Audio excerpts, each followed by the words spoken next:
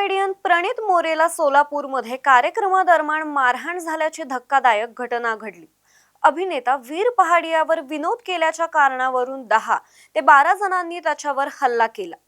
प्रणित मोरे यामध्ये गंभीर जखमी झाला असून त्याने आपल्या सोशल मीडियावर या घटनेची माहिती दिली। विशेष म्हणजे या मारहाणीच्या तक्रारीसाठी ते पोलिसांकडे गेले असता सुरुवातीला त्यांची तक्रार स्वीकारली गेली नव्हती। मात्र आता पोलिसांनी या प्रकरणाची दखल घेत 10 ते 12 जणांविरुद्ध गुन्हा दाखल केलाय। नेमकं काय घडलं होतं तर स्टँड अप कॉमेडियन प्रणित मोरेचा शो हा 2 फेब्रुवारी रोजी सोलापूरच्या 7 रस्ता येथील 40K क्राफ्ट विजन रेस्टॉरंट मध्ये झाला। शो दरम्यान त्यांनी स्कायफोर्स मधून डेब्यू करणारा अभिनेता वीर पहाडियावर एक विनोद केला आणि त्यावरूनच हा कार्यक्रम संपल्यानंतर 10 ते 12 जणांची टोळी ही प्रणित मोरेकडे फॅन्स म्हणून आली, पण त्याला मारहाण करायला त्यांनी सुरुवात केली। या घटनेची माहिती ही स्वतः प्रणित मोरे याने त्याच्या सोशल मीडियावर दिली। घटनेनंतर पोलिसांकडे तक्रार देण्यासाठी गेलेल्या प्रणित मोरे यांची तक्रार त्यावेळेस नोंदवली गेली नव्हती।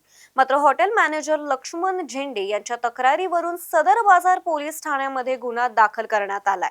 आरोपी तन्वीर शेख आणि त्याच्या 10 ते 12 साथीदारांविरोधात हा गुन्हा दाखल केला असून सध्या पोलिसांनी त्यांना ताब्यात घेतलंय।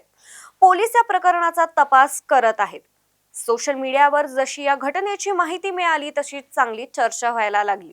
काहींचं असं म्हणणं आहे की ही सगळी घटना वीर पहाडियाच्या PR टीमने घडवून आणली आहे।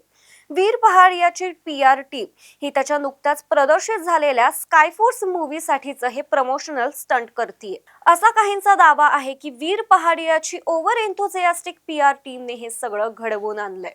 अशा काही कमेंट्सही आहेत ज्या सोशल मीडियावर सध्या व्हायरल होत आहेत। यावर अभिनेता वीर पहाडियाने प्रतिक्रिया दिली आहे। माझा या घटनेशी काहीही संबंध नाहीये, अशा घटनांना मी पूर्णपणे निषेध करतो, अशी त्याने एक पोस्ट करत आपल्या सोशल मीडियावर शेअर केली आणि प्रणित मोरेला लवकर बरा हो म्हणत धीरही दिला। कोण आहे वीर पहाडिया? अभिनेता वीर पहाडिया हा माजी मुख्यमंत्री सुशील कुमार शिंदे यांचा नातू आहे।